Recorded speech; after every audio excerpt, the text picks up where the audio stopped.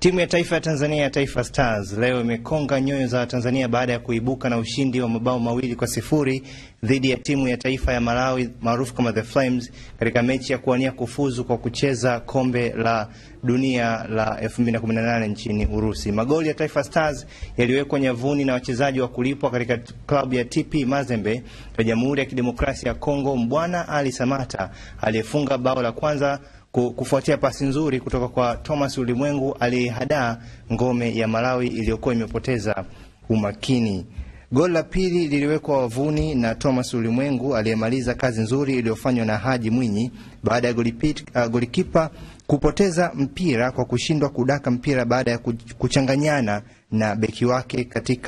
na kuifanya Tanzania kuwa katika nafasi nzuri ya kusonga mbele kwa hatua inayofuata. Taifa Stars inaifanya Tanzania kujivunia ushindi huo baada ya matokeo kadhaa yasiyoridhisha na katika mechi ya awali dhidi ya Malawi ambapo mchezo wa mwisho ulipigwa katika viwanja vya Kirumba ukiishia kwa sare ya 0-0. Licha ya ushindi huo